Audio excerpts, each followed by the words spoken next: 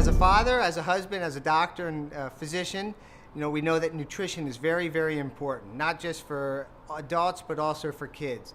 And so today we're going to talk a little bit about how nutrition affects the academic progress of kids and how that is very important, not just for the academics, but also to help produce well-balanced and productive children in our society. And today we're here to talk about a program called Kids of Honor. And I'm here with Paula Morris, who is the founder of this organization. And we'd like to get some more information on this program. So, welcome, Paula. Thank you. I'm really glad to be here. Thanks for having me this afternoon. Well, you're welcome. Can you tell us a little bit about the program and how everything started and began? Sure. It's one of my favorite topics. We started in 2001. And we just recently won an award for excellence in nonprofit. It's called the Richard A. Henson Award. And the reason we won that award is that we're graduating all of the young people that stay in our programming. Most people don't realize that 1 in 3 kids in America drops out of high school. And we don't think that's okay.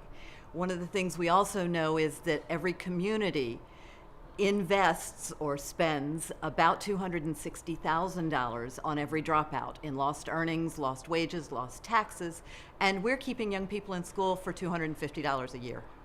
Wow, that's quite remarkable. Now, at what age do the kids start into the program, or how do they get involved in the program? We aim at working with young people starting in 4th through 8th grade, when they're young enough that we still have time to work with them. And then our programming carries through all the way through high school. So one of the young people that you'll meet later on today is one of our 3rd graders. And then we have we've got a 5th grader, an 11th grader, and a 9th grader here for you to meet today as well. Okay, well, great. So how did you come up with the idea to start this program, and what's the model of this actual program? What makes this special? The how is harder than the model. The model is based in youth development research. Okay. There are organizations out there that have been studying what youth need in their lives for years and years and years. And we embrace those models. We aren't research-based. We like to let other people do that. So we embrace the America's Promise 5 promises that young people need from adults. We embrace the Search Institute's 40 developmental assets. We work with the PBIS program, which is about positive behavior in schools. So we take those research models and implement them into places that are already working with young people. Wow, interesting. So if I had a child that I was looking to get into this program, how do I get into this program? Well, that's one of the really neat things about our program is that we go to where the kids are.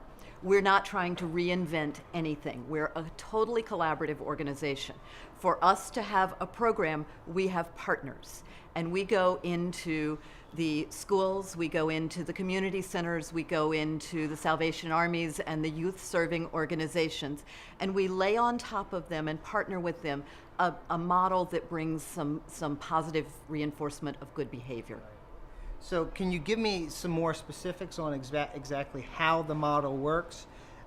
And I assume that the kids are in school and this is an after or an additional program for these children. The way that it works is we take it to where they are. So they're already at the Salvation Army or they're already in an after-school program. So that's how you would get one of your children involved, is to get them into that organization. Whomever participates in that organization is part of our programming. So, in essence, what we bring to young people is 4 or 5 things. We bring positive reinforcement of good behavior and good life choices. We also help, once they reach a level of understanding and they start modeling better behavior, then they become part of our programming, and we connect them and their families through service, through education that we disguise as fun, and through field trips. We've just taken a group over to the Smithsonian. We took 2 school buses over to the Smithsonian for the day. We also understand the mind-body connection, your focus. We understand just how important nutrition is.